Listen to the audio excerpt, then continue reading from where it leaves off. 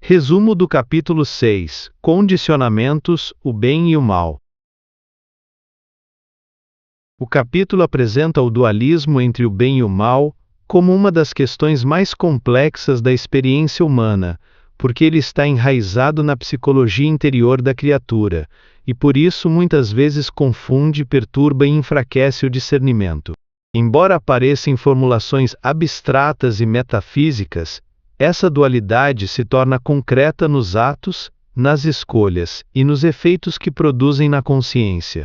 Desse modo, o bem e o mal não permanecem apenas como ideias, mas geram estados de equilíbrio ou de desordem psíquica, conforme a natureza das manifestações que o ser adota. Ao longo da cultura antiga, religião e pensamento filosófico se esforçaram para definir os paradigmas do bem e do mal, a fim de explicá-los de forma mais clara. Em um primeiro momento, o tema foi tratado como questão filosófica ou religiosa. Mais tarde passou a integrar a ética e a moral, até alcançar interesse mais amplo na sociologia, no comportamentalismo e na psicologia. Isso mostra que a humanidade sempre percebeu essa dualidade como essencial para compreender o comportamento humano e a organização da vida social. O texto recorda diferentes tradições para mostrar como cada época e cultura procurou representar essa oposição. O Código de Hammurabi já distinguia ações louváveis e reprováveis, vinculando-as a consequências legais e estabelecendo uma referência para o comportamento do indivíduo diante de si mesmo, da sociedade e do próximo. Na tradição persa, o Zen de Avesta apresentava o bem e o mal em figuras opostas, em combate permanente, com a expectativa de que o princípio do mal viesse a ser vencido.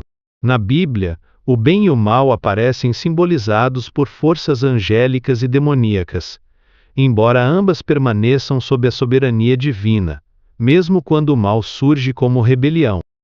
Em continuidade, o capítulo mostra que a metafísica tradicional também concebeu dois princípios opostos, ligados a um terceiro elemento conciliador. Na visão chinesa, essa polaridade é expressa pelas forças do Yang e do Yin, que, apesar de diferentes, se harmonizam sob uma perfeição superior. Já a tradição inspirada no hinduísmo apresenta o princípio supremo e duas forças opostas, uma conservadora e construtora, outra destruidora, em luta contínua até a prevalência do princípio edificador.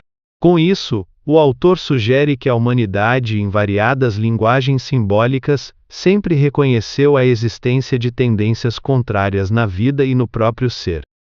Depois de percorrer essas formulações históricas, o texto aproxima a questão da realidade atual. Filosoficamente, o bem é definido como tudo aquilo que favorece a beleza, a ética, a vida e a moralidade. O mal, ao contrário, é aquilo que se opõe ao que constrói, harmoniza e eleva.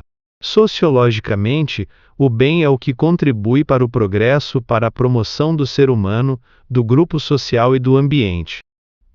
Ele se expressa nas ações concretas que selecionam valores éticos e favorecem a harmonia e a felicidade. O mal, por sua vez, consiste em todo fenômeno que se volta contra esse contributo superior, conspirando contra o desenvolvimento e a ordem. A psicologia, portanto, não pode ignorar essa dualidade porque ela está presente dentro do ser humano. Há no indivíduo aspirações de crescimento, de elevação, de nobreza, de equilíbrio e de saúde interior. Ao mesmo tempo, sobrevivem nele impulsos atávicos e instintivos que o arrastam para a agressividade, para a violência, para a desconsideração do outro e para o rebaixamento de si mesmo. Quando deseja possuir de modo desordenado, pode inclinar-se à violência. Quando se sente inferiorizado, pode partir para o aviltamento. Quando perde o respeito por si, pode cair no grotesco e no vulgar. Assim, o conflito entre o bem e o mal não é apenas externo ou doutrinário, mas interior e existencial. No entanto, à medida que a consciência desperta de um estado ainda embrutecido, comparado a um sono sem sonhos, o ser humano começa a perceber valores que favorecem sua realização, e outros que entram em conflito com seu equilíbrio psicológico. Esse despertar não é instantâneo, mas progressivo. Lentamente, ele o impulsiona à adoção de uma conduta mental, física e moral orientada pelo bem. Nessa medida, a pessoa se torna instrumento útil no grupo social, participa de sua promoção e, ao mesmo tempo, se eleva interiormente. O bem então deixa de ser apenas uma norma abstrata e passa a ser uma via concreta de crescimento pessoal e coletivo. Esse discernimento nasce da libertação gradual dos condicionamentos que escravizam a consciência. Quanto mais a pessoa se descondiciona, mais amplia sua capacidade de identificar o que é bem e o que é mal. Com isso, ela se torna mais predisposta a escolher o primeiro e rejeitar o segundo. Ainda assim, o texto reconhece que o ser humano pode equivocar-se. Quando erra e se deixa envolver pelo mal, seja por ódio, medo, angústia, volúpia ou desordem íntima, acaba por perceber a própria falta. Dessa percepção surge a culpa, acompanhada de sofrimentos e perturbações que funcionam como mecanismos reparadores. Em vez de ser vista apenas como castigo, a dor psíquica aparece como um sinal de que a consciência reage ao desvio e busca restaurar a ordem interior. O autor também enfrenta a ideia de que a fronteira entre o bem e o mal seria tão incerta que um poderia transformar-se no outro conforme as circunstâncias. Ele admite que muitos sistemas legais e códigos humanos, moldados por conveniências de grupos, castas, partidos, raças ou religiões, tentam legitimar comportamentos que não são verdadeiramente morais.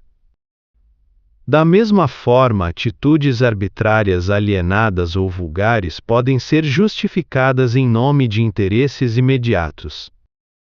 Por isso, nem tudo que é legal é moral, e nem toda norma positiva exprime com fidelidade o bem.